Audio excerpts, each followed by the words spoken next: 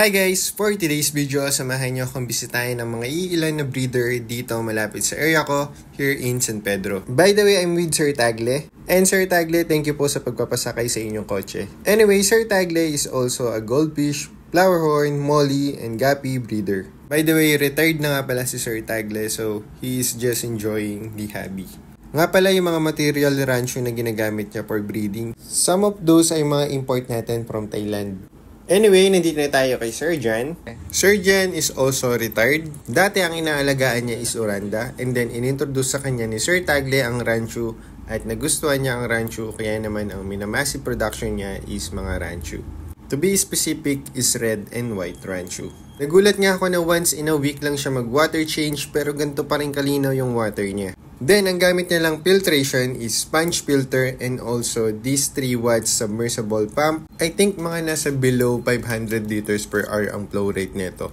Pero nakakagulat pa rin kasi weekly lang siya mag-water change. Pero ganito pa rin kalinaw yung tubig niya. Malaking tulong talaga ang green algae kasi nakakatulong siya para mag-remove ng ammonia, nitrite, and nitrate. Kasi yun yung mga nutrients na kailangan ng algae. Kaya naman kahit lacking siya sa water change and also yung filtration niya is hindi ganun kalakas yung flow rate, still malinaw pa rin yung aquarium niya. And also hindi rin siya nagbo-boost feeding. Normal feeding lang, 3 times a day. Dahil si Sir Jan ay may edad na rin, kaya naman hindi na kaya talaga na araw-araw nagpapalit ng tubig. Lalo na ang dami niyang aquarium. Napabilib din ako dun sa mga DIY filter ni Sir kasi sobrang effective din. Kaya naman sobrang linaw din ng mga aquarium niya. Lalo na dito sa overhead sump niya, sobrang angas. Container lang to ng water na I think 6.6 liter. Then pinagdikit-dikit niya lang, and as you can see, para na rin siyang glass na overhead sump. Sobrang angas nito, kaya naman gagayain ko to.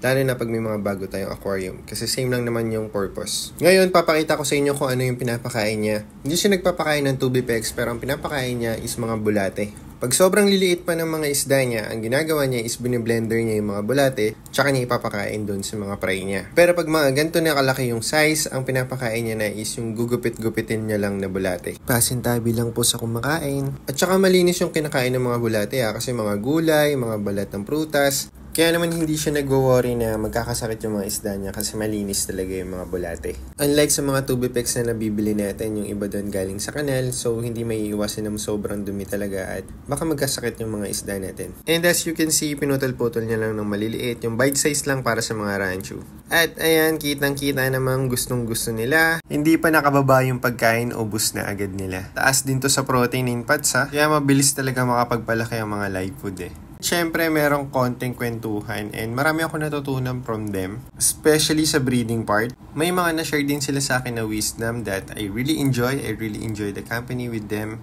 Thank you, Sir Jen, for allowing us to visit you. And for the next location, let's visit Sir Kiko.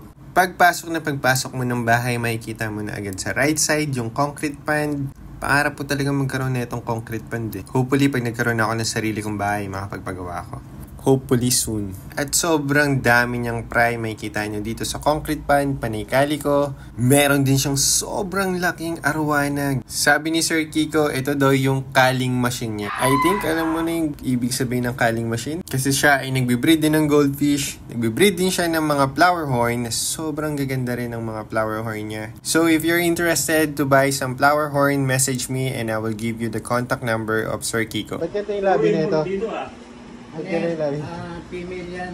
Kinakatlip ko siya para pag nag-breed, hindi matatamaan yung...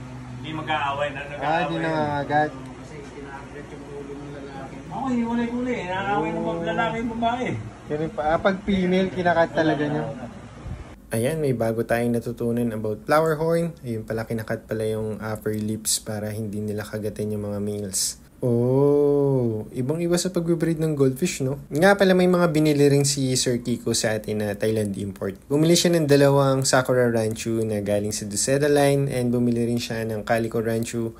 Isa to sa mga female na ginamit natin dun sa first breeding natin. Plus, may kinuha pa siyang isang calico pero mas maliit ng konti dun sa isang calico. Successful din ang kanyang breeding, especially dun sa flowerhorn. Sobrang dami niyang flowerhorn. Lalo na sa mga praiha. Bala ko rin palang bumili na itong oval na to na talagang ginagamit mang isda talaga siya. Ang problema lang dito is medyo maliit siya kasi I think 150 liters lang to. In gallon, I think 40 gallons. So, if ever makapag-decide na ako, ang malalagay ko lang dito is 4 para hindi ganun kabilis ma-pollute ng ammonia and nitrate yung tubig. And I think that's all for today's video. Nakakatawa lang isipin na yung mga tenor na o matatagal ng goldfish breeder, nagbe-breed pa rin.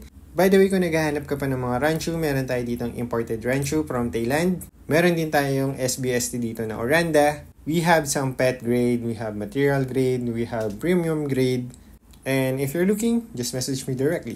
And I think that's all for today's video. Thank you guys for watching. I really appreciate you watching this video. And see you on the next one. Bye!